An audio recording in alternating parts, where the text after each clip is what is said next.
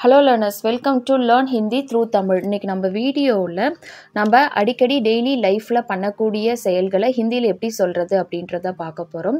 So video ரொம்பவே யூஸ்ஃபுல்லாக இருக்கும், ஸ்கிப் பண்ணாமல் எண்டு வரைக்கும் பாருங்கள். ஃபர்ஸ்ட் சென்டென்ஸ் பாருங்கள். நான் என்ன செய்யணும்னு சொல்கிறத நிறுத்து. ஸோ யாராவது நமக்கு இன்ஸ்ட்ரக்ட் பண்ணிக்கிட்டே இருந்தாங்கன்னா, அடுத்து இதை செய் அந்த மாதிரி ஏதாவது இன்ஸ்ட்ரக்ட் பண்ணிக்கிட்டே இருந்தாங்கன்னா, நான் என்ன செய்யணுன்றது நீ சொல்கிறத நிறுத்து அப்படின்னு நம்ம சொல்லுவோம்ல. அதுக்கு ஹிந்தியில் எப்படி சொல்லலாம் அப்படின்னா, முஜே பத்தானா சோடோ கி முஜே கியா கர்னா ஹே. ஸோ நம்ம தமிழில் ஃபஸ்ட்டு இந்த வாக்கியத்தை பார்த்தோம் அப்படின்னா, நான் என்ன செய்யணும் என்று சொல்வதை நிறுத்து, அரல் சொல்வதை விடு. ஸோ என்று அப்படின்னு வந்ததுனாலே அதை தான் நம்ம செய்யணும்னு அப்படின்னு சொல்கிறோம். செய்ய வேண்டும் என்று அப்படின்றது தான் செய்யணும்னு அப்படின்றத சொல்கிறோம்.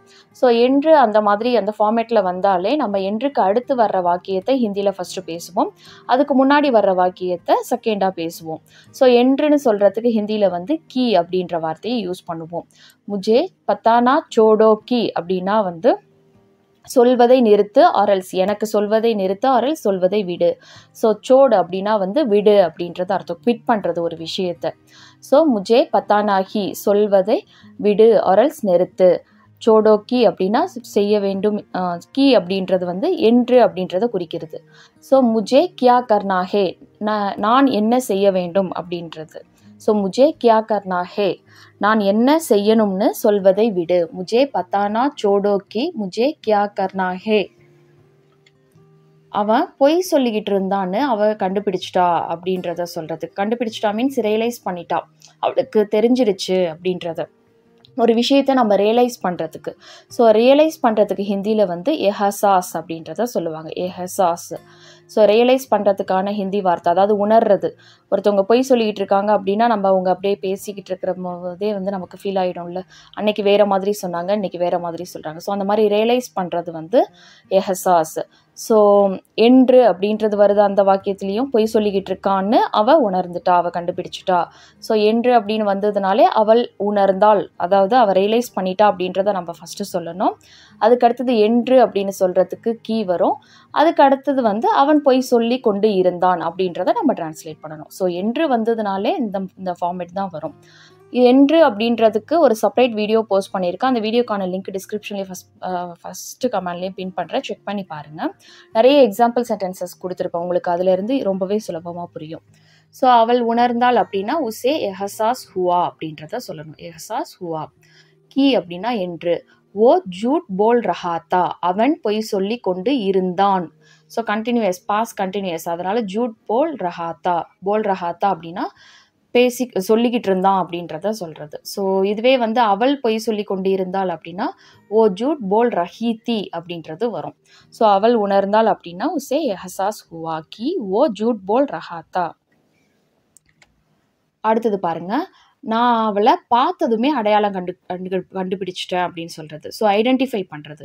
ஐடென்டிஃபை பண்ணுறதுக்கு பஹச்சான் அப்படின்றத சொல்லுவாங்க. பஹச்சான் லியா.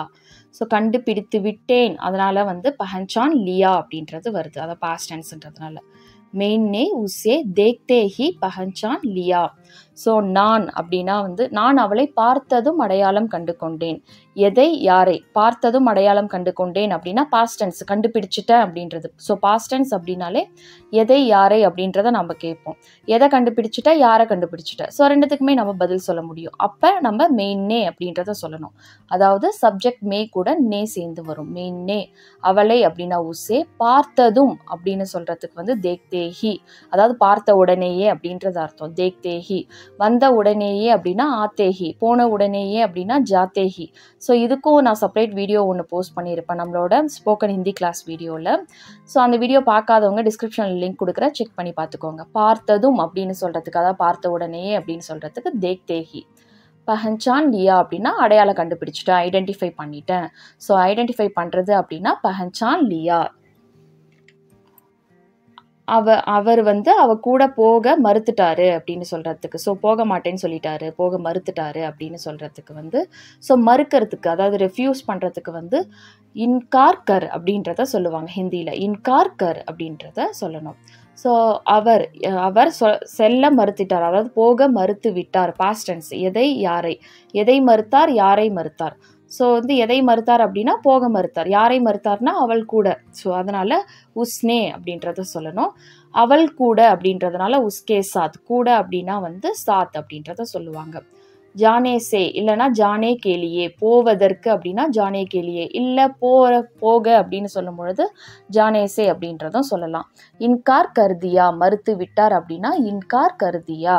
ஸோ இங்கே நமக்கு புதுசாக படிக்கிற வெர்பு வந்து மறுக்கிறது, ரிஃப்யூஸ் பண்ணுறது, அது வந்து இன்கார் கர் அப்படின்றத சொல்லுவாங்க ஹிந்தியில்.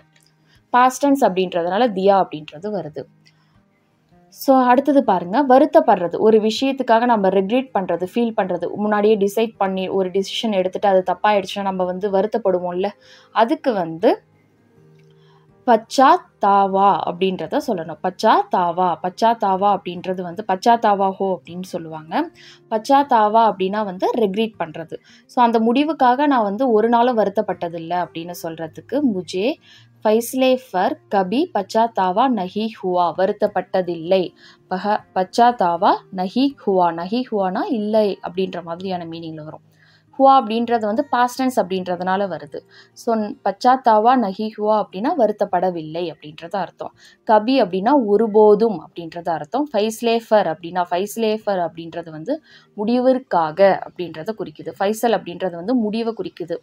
ஸோ டிசிஷன் அந்த மாதிரி. ஸோ முஜே அப்படின்னா நான் அப்படின்றதுக்கு அர்த்தம். எனக்கு வருத்தம் இல்லை அந்த மாதிரி சொல்கிற அர்த்தத்தில் வரும். ஃபைஸ்லேஃபர் கபி அப்படின்னா ஒருபொழுதும், பச்சாத்தாவா நஹி ஹுவா வருத்தப்படவில்லை அப்படின்றது சொல்கிறதா அர்த்தம். ஸோ இங்கே நீங்கள் புதுசாக படிக்கிறது வந்து பச்சாத்தாவா. அவள் எந்த காரணமும் இல்லாமல் அவனை நிராகரித்தாள். ஸோ வந்து இதை வந்து ரிஜெக்ட் பண்ணுறது, அதாவது வந்து வேண்டாம் அப்படின்னு சொல்லிட்டு ரிஜெக்ட் பண்ணுறது. ஸோ ரிஜெக்ட் பண்ணுறதுக்கு வந்து அஸ்வீகார் கர் அப்படின்றத சொல்லணும். அஸ்வீகார் கர் அப்படின்னா வந்து நிராகரிக்கிறது, ஒரு விஷயத்தை வந்து வேண்டாம் அப்படின்னு சொல்லிட்டு ரிஜெக்ட் பண்ணுறது, அஸ்வீகார் கர். ஸோ அவள் அப்படின்னா உஸ்னே, எந்த காரணமும் இல்லாமல் அப்படின்னு சொல்கிறதுக்கு பினா கிசி காரன். ஸோ காரணம் அப்படின்னா வந்து ஹிந்தியில் வந்து காரன், தமிழில் காரணம்னு சொல்லுவோம், ஹிந்தியில் வந்து காரன். ஸோ பினா கிசி காரன், எந்த அப்படின்னா கிசி, பினா காரன் அப்படின்னா காரணம் இல்லாமல் அப்படின்றது அர்த்தம். ஸோ இல்லாமல் அப்படின்னு சொல்கிறதுக்கு வந்து பினா அப்படின்ற ஹிந்தி வார்த்தையை வந்து யூஸ் பண்ணுவாங்க. எந்த காரணமும் இல்லாமல் அப்படின்னு சொல்கிறதுனால பினா கிசி காரன் அப்படின்றது வருது. ஸோ உஸ்னே பினா கிசி காரன் கே உசே அஸ்வீகார் கர்தியா, அவனை அப்படின்றதுனால உசே, அஸ்வீகார் கர்தியா அப்படின்னா நிராகரித்தாள், தியா அப்படின்றது பாஸ்டன்ஸ் அப்படின்றதுனால வருது.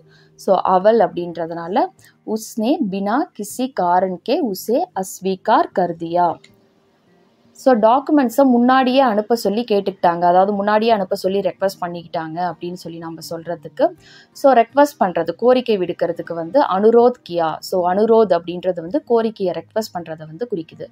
ஸோ ஆவணங்களை அவர் அப்படின்னு சொல்கிறதுக்கு உன்ஹோனே, முட்சே அப்படின்னா என்னிடம், தஸ்தாவேஸ் அப்படின்றது வந்து டாக்குமெண்ட்ஸை வந்து குறிக்குது. நீங்கள் இங்கே டாக்குமெண்ட்ஸ்னே சொல்லிக்கலாம், மேக்ஸிமம் இந்த வார்த்தை வந்து யாரும் யூஸ் பண்ண மாட்டாங்க, பட் தெரிஞ்சு வச்சுக்கோங்க தஸ்தாவேஸ்.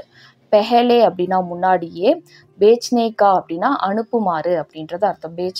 பேச்னேகா, அனுரோத் கியா அப்படின்னா வந்து கேட்டுக்கொண்டார், ரெக்வஸ்ட் பண்ணிக்கிட்டாரு அப்படின்றது அர்த்தம். ஸோ ரெக்வஸ்ட் பண்ணுறதுக்கு அனுரோத் கியா.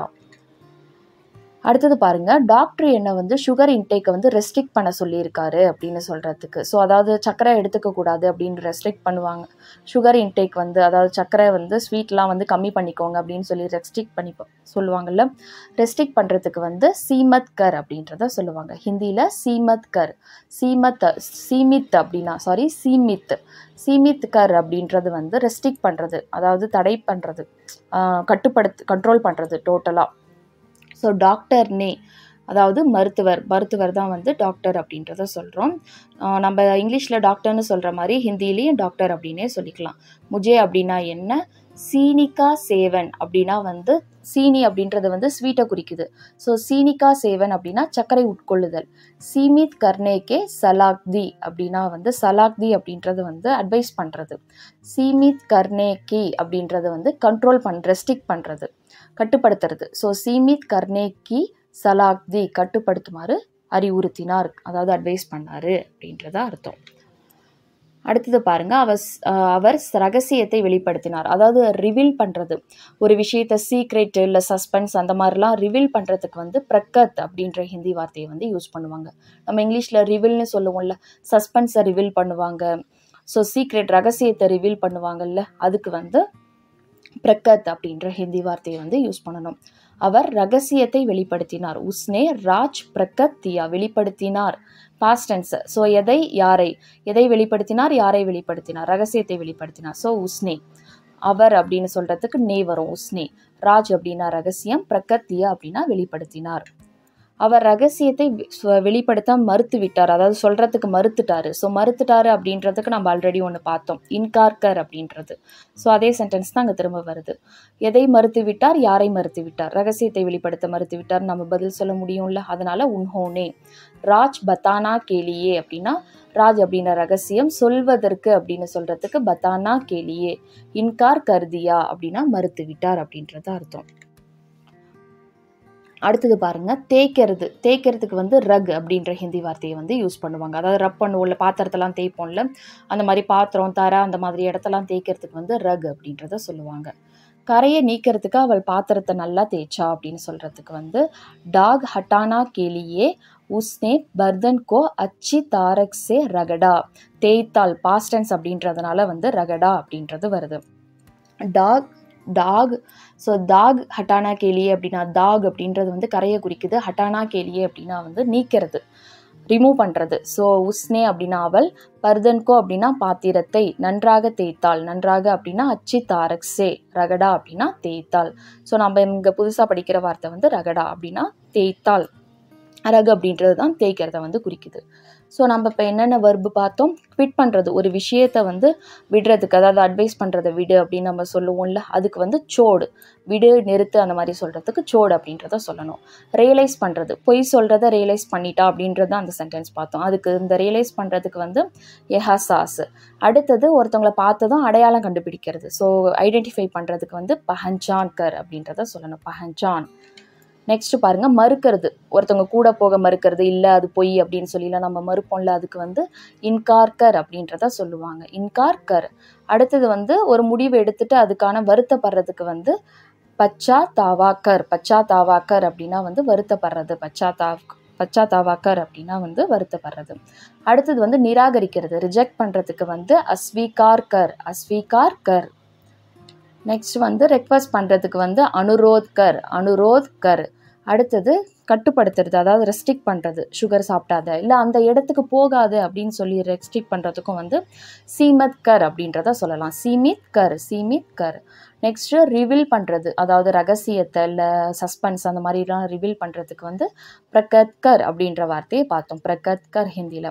அடுத்தது வந்து தேய்க்கிறதுக்கு வந்து ரகட் அப்படின்றத பார்த்தோம். அதாவது சாஃப்டாக தேய்க்கிறதுனாலும் சரி, அழுத்தி தேய்க்கிறதுனாலும் சரி, பாத்திரம் தரை இந்த மாதிரி கரையெல்லாம் நீக்கிறதுக்கு வந்து சொல்கிறது தான் வந்து ரகட்.